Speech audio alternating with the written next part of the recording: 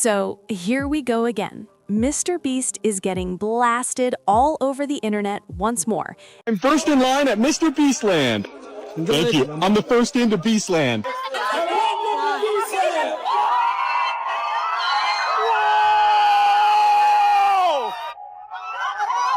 I even found Dream at the MrBeast Festival. How's it going? Yes! Nice to meet you, man. Nice to meet you. And nobody is shocked by it.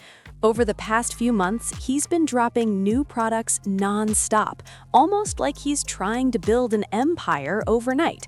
Massive announcement. I'm opening a theme park in Riyadh, Saudi Arabia on November 13th. People ask me all the time, MrBeast, I want to compete in one of your videos. Well, now you can. This theme park is filled with some of the craziest challenges and most insane prizes we have ever given away. Like all theme parks, we have roller coasters, we have drop towers, we have all that usual stuff. But in Beastland, we also have custom-made games that are inspired off our YouTube channel. This theme park is going to blow your mind, and tickets literally just went live. Beastland opens on November 13th as part of Riyadh season. You can book your tickets through WeBook. Guys, this is going to be awesome. I'll be there opening day. Make sure you buy your tickets. First, it was Feast Bowls, then that Lunchly thing, then a toy brand that barely anyone has actually seen in real life. And now he pops out with Beastland, an entire amusement park themed around himself, sitting out in Saudi Arabia of all places. Right away, people started asking why he would plant a whole theme park in a country where most of his supporters can't even visit. Qatar still uses the kafala system. Essentially, this gives their employer control over their lives. They can take away their passport if they want to leave the country, forcing them to work in poor conditions and on a low wage. That low wage works out at about $275 per month. The Guardian reported that 6,500 migrants have died in Qatar since they won the bid for the World Cup in 2010. Whilst they are not all related to the World Cup, most of them were only there to build the infrastructure for it. His fan base is mostly in the US, so the move had people scratching their heads like something wasn't adding up. Even the park itself caught heat. Folks said it looked more like one of those pop-up state fairs than a real massive amusement park, which only made the whole thing look even more suspicious. So the question became, why Saudi Arabia? The answer most people landed on was simple: money. Beastland reportedly cost around $85 million to launch, which sounds huge, but for an amusement park, it's actually not that wild. And that low price tag starts making sense when you look at where it was built. Can you win prizes in here? Yes. I'm the first one with a wristband. Let's go through the beast. Hey guys, nice meeting all of I'm you. never washing his hand. Hey, go right on the ride. We'll receive what is behind this golden bowl. If MrBeast had tried to build this park in the US, that number would have shot through the roof. But setting it up in Saudi Arabia sliced the cost nearly in half.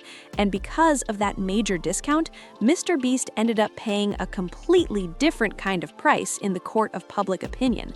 People started clowning the project everywhere, calling it cheap. Today we're at Beastland by MrBeast here in Riyadh and his opening day, so come with us and check out what there is to do inside. Let's go. We're now inside Beastland and it looks absolutely incredible, and we've noticed that there is a countdown over here for some reason, so they're saying get to the stage. We need to go. We need to find out what's going on. There's a little meet and greet area over here. We don't actually recognise anyone yet though. Something massive is waking up at Beast. You got the wristband, and when you play the games,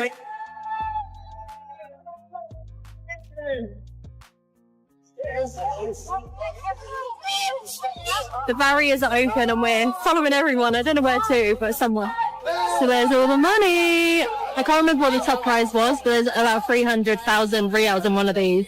So we headed through to the Beast Arena and there was so many different games that you could take part in. This one I was definitely not giving a go, the bungee jumping, but it was so much fun and you can buy a wristband with all the games included. Or if you simply just want to enter and enjoy Beastland in the whole experience, then it's only 25 SAR per person. They had so many merch shops around with all of the Feastables and limited edition merch, which was actually very affordable. As well as all the games that are inside Beast Arena, which are inspired by the show, there was also carnival games, rides, and so many food stalls. It was so much much fun, and just being here was such a good vibe.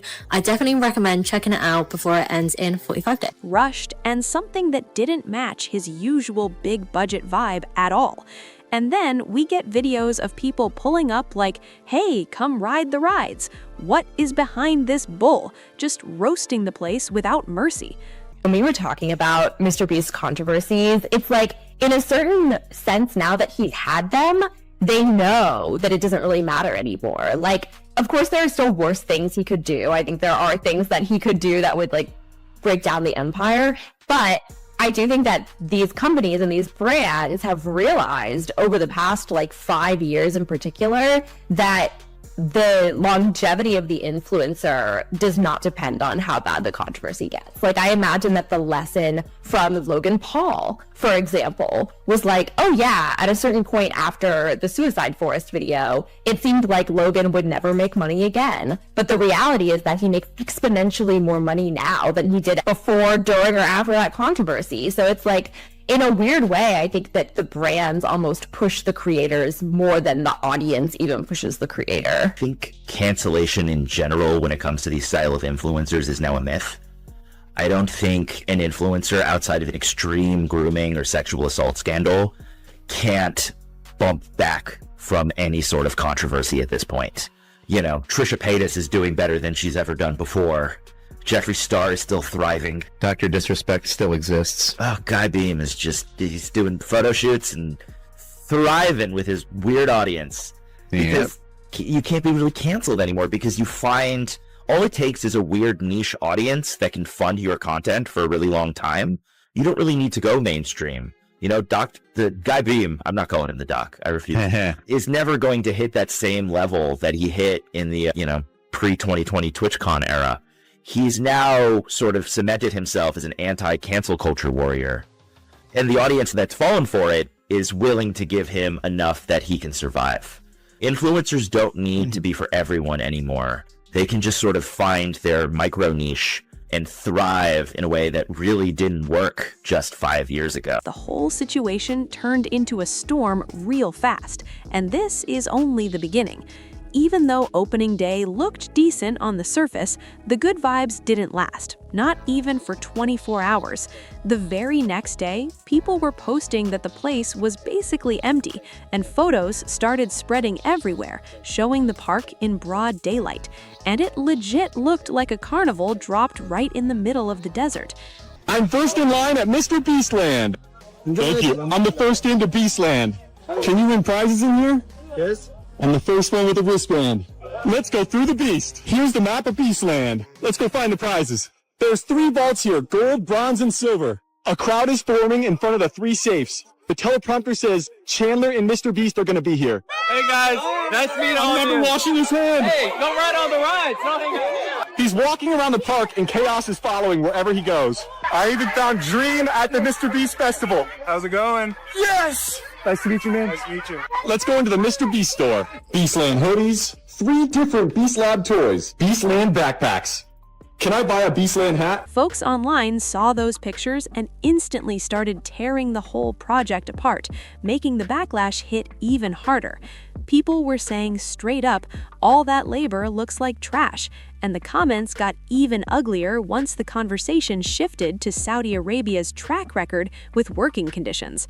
It's no secret, the country has a history of workers being pushed for 12+ hours, barely getting proper breaks, and receiving limited food and water. Situations so harsh that some people have even ended up passing away on the job. MrBeast launches world's first YouTuber theme park in oil and blood-drenched Saudi Arabia's latest desperate tourism push. Damn. You know, definitely a choice for MrBeast to be like, cool thing is that I made a theme park, okay? And it doesn't matter where it is. It definitely doesn't matter if the place that it was in had like a crazy history of like violating human rights. That doesn't matter at all, actually. The only thing that does matter is I'm getting a fucking check. You know, other people in Saudi Arabia get the bag over their head and fucking, you know, for like being gay. But again, are we shocked? MrBeast will do anything for a bag. And then every single interview, oh, I have no money, dude. I have no money, dude. My videos cost so much money, dude. I have to do this stuff. I had to open the theme park in Saudi Arabia. I had to. That's not just rumors either. Real workers have openly talked about the trauma they left with from those jobs. Roll the news clip. What makes everything hit even harder is that MrBeast still chose Saudi Arabia as the location for his big park, despite the country's well-known issues, late payments, mistreatment of workers, and all types of questionable practices. On paper, expanding globally makes sense. It shows he's trying to take his brand beyond the United States and connect with other parts of the world. Boniface Barasa is back in Kenya but says he's still suffering from trauma after 3 years as a construction worker in Qatar before the World Cup. I saw the supervisor call another Kenyan less black monkey. Then when the Kenyan countered back, he asked him, "Why are you calling me black monkey?" Then the supervisor slapped the Kenyan. The 38-year-old is a lifelong football fan but says he hasn't watched any matches. The pain is still too fresh. Another one died on that harsh weather condition. My colleague died. Another one was beaten and he went missing. You saw somebody die in front of you? Yeah, somebody collapsed and died. And I think that was because of the harsh weather condition. Proving his reach isn't limited to American audiences. But the way he went about it, that's where the problem comes in, because instead of looking like a global business move, it ended up giving off the impression that he was chasing cheap labor, cheap land, and a cheaper price tag. And the internet did not let that slide for a second. Even if MrBeast had good intentions, the execution made him look way worse in the end, especially when people started comparing the park to a desert fairground thrown together overnight. Now, to be fair, there's no clear proof that the construction workers at Beastland went through those exact same conditions, but the fact that people even think that could have happened shows how messy this whole situation looks. Can guess the conditions were at least somewhat similar. But even putting all that aside, it's still wild that he chose to build a whole theme park in a place where rough working environments are so common. MrBeast kept saying that his goal was to connect with his growing international fan base, especially in the Middle East. According to a report from Dexter, he explained, "It's in the middle of the world because majority of my audience is outside America, and we have a big Middle Eastern fan base. We want to give them the chance to participate." Now, sure, that logic adds up from his point of view, but honestly, it's hard not to see the business angle behind it. In that same article, it was mentioned that Saudi Arabia is currently pushing hard to build more tourist attractions to pull in outside money and boost opportunities for their people. So it wouldn't be shocking at all if someone in Saudi Arabia reached out and asked him to partner up on Beastland to help support their long-term plan. And if we're keeping it real, it wouldn't be surprising if they covered a huge chunk, maybe even all of the setup costs. The whole thing feels like a massive collab that benefits both sides financially. Now, just to be clear, all of this is alleged, nothing confirmed, but the signs do make the theory feel pretty believable. And I'm clearly not the only one thinking like this. Other creators have been talking about the same idea in their own videos too. And here's the part a lot of people don't even realize: this amusement park isn't a permanent thing at all. It's only supposed to run for about 45 days, and once that time is up, they're literally tearing the entire place down. That's what makes everything look even stranger, like this whole project was never meant to be a real long-term amusement park, but more like a temporary showcase with a massive price tag attached. Which honestly might be a blessing considering all the backlash flying around and how low those ticket sales are looking right now. People are already wondering if the park can even survive the full 45 days without shutting down early, and that alone says everything. But anyway, tell me what you think about this whole situation, because it's still a wild one. I know I'm pulling up to the topic a little late, but so many creators have dropped their own videos and folks are still debating it non-stop, so I had to tap in and give my own take. I've been talking with a bunch of other creators about it too, and trust me, there's a lot to unpack with all of this. Also, if you haven't seen it yet, I made a full movie-style breakdown about Jack Doherty going from being one of the most hated creators online to ending up literally getting arrested by police. If you want to watch that crazy story, just click the video popping up on screen. It helps the channel a lot, and it only takes a couple seconds to show some love.